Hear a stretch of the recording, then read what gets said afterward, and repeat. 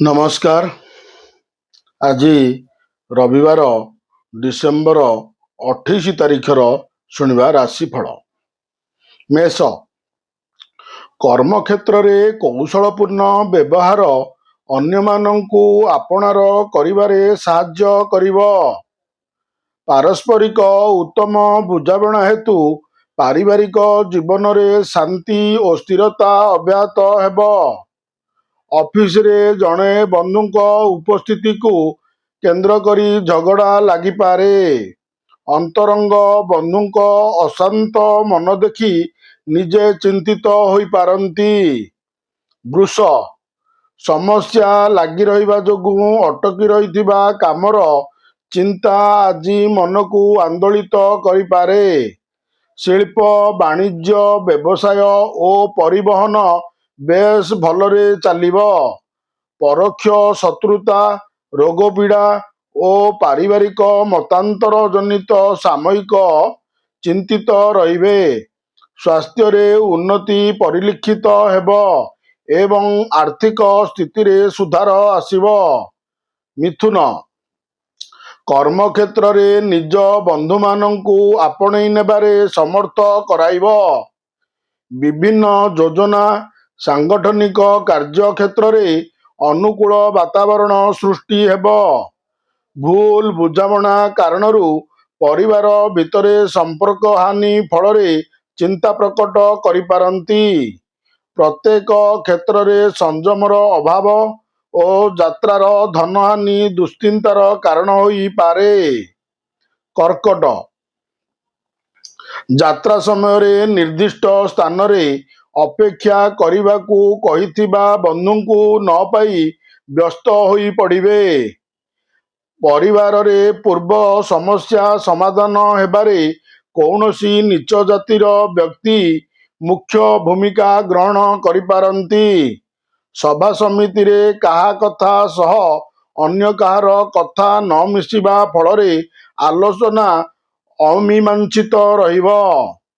ସିଂହ, ବନ୍ଧୁଙ୍କ ସାହାଯ୍ୟ ଓ ପାରସ୍ପରିକ ସହଯୋଗ ପାରିବାରିକ ଜୀବନକୁ ସରସ ସୁନ୍ଦର କରିବ। ସଭା ସମିତିରେ ଅପ୍ରିୟ ସତ୍ୟ କଥା କହି ବିବାଦ ଘେରରେ ପଡ଼ିପାରନ୍ତି। ସାହିତ୍ୟ, ବୈଷୟିକ କ୍ଷେତ୍ରରୁ ପ୍ରଶଂସିତ ହୋଇପାରନ୍ତି। ପ୍ରତିବନ୍ଧକ ହେତୁ ବାଣିଜ୍ୟ, ବ୍ୟବସାୟ ଓ ନୂତନ କର୍ମାରମ୍ଭ କିମ୍ବା ଯାତ୍ରା ପାଇଁ ପ୍ରସ୍ତୁତି କ୍ଷେତ୍ରରେ ସମସ୍ୟାଗ୍ରସ୍ତ ହେବ। କନ୍ୟା, ଲକ୍ଷ୍ୟ ପୂରଣ ଦିଗରେ ସହକର୍ମୀମାନଙ୍କ ଅସହଯୋଗ, ଆତ୍ମୀୟ ସ୍ୱଜନଙ୍କ ଦ୍ୱାରା ଅସମ୍ମାନିତ ହୋଇ ଦୁଃଖ ପ୍ରକାଶ କରିପାରନ୍ତି। ଅର୍ଥ ଦେବାନେବାକୁ କେନ୍ଦ୍ର କରି ବନ୍ଧୁମାନଙ୍କ ମଧ୍ୟରେ ସାମାନ୍ୟ ଝଗଡ଼ା ସୃଷ୍ଟି ହୋଇପାରେ। ଯାନ୍ତ୍ରିକ ଶିଳ୍ପ ଓ ପ୍ରଶାସନ, ଆଇନ ଓ ଅଦାଲତ ତଥା ପରିବହନ କ୍ଷେତ୍ରରେ ଆଶାନୁରୂପ ଫଳ ପାଇବେ। ତୁଳା, ନୂତନ ବନ୍ଧୁ ସମ୍ପର୍କ ଓ କର୍ମକ୍ଷେତ୍ରରେ ସୁଚିନ୍ତିତ କାର୍ଯ୍ୟଧାରା କାମକୁ ଅଗ୍ରଗାମୀ କରାଇବାରେ ସାହାଯ୍ୟ କରିବ। ଜଣେ ପଡ଼ୋଶୀ କିମ୍ବା ବନ୍ଧୁଙ୍କ ଜରିଆରେ ଦୀର୍ଘଦିନର ଆଶା ଫଳବତୀ ହେବା ଆଶା ରହିଛି। ପ୍ରଶାସନିକ ସ୍ତରରେ ସହକର୍ମୀଙ୍କ ଅନୁପସ୍ଥିତିରୁ କର୍ମ ପ୍ରବାହ ବିଳମ୍ବିତ ହୋଇପାରେ। ବିଛା, ଏଇ କେତେଦିନ ହେଲା ଯାହା ଖୋଜୁଛନ୍ତି ଓ ଆଶା କରୁଛନ୍ତି ଆଜି ଅବଶ୍ୟ ପାଇବା ଆଶା ରହିବ। ମନ ବୁଝିଲା ଭଳି କଥା କହି ବନ୍ଧୁଙ୍କୁ ଆପଣେଇ ନେବା ସକାଶେ ଦିନଟି ବହୁତ ଭଲ। କଳା, ସଭାସମିତି ଓ ମନୋରଞ୍ଜନରେ ଆଗ୍ରହୀ ହେବେ। ସାଧାରଣ କଥାକୁ କେନ୍ଦ୍ର କରି ଅପରାହ୍ନରେ ଟେନସନ ବଢ଼ିପାରେ।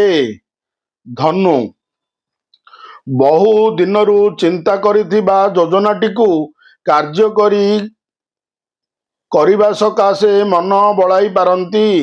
ବିବାଦୀୟ ଘଟଣାରେ ଦୁଃସାହସିକ ପଦକ୍ଷେପ ନେବା ଠିକ୍ ହେବ ନାହିଁ। ଭ୍ରମଣ ସୁଯୋଗ ଜୁଟିବ। ଆଲୋଚନା ପରିସରରେ ଅପ୍ରିୟ ସତ୍ୟ ପ୍ରକାଶ କରିବା କାରଣରୁ ସହକର୍ମୀ କିମ୍ବା ଆତ୍ମୀୟମାନେ ପାଖ ମାଡ଼ିବେ ନାହିଁ।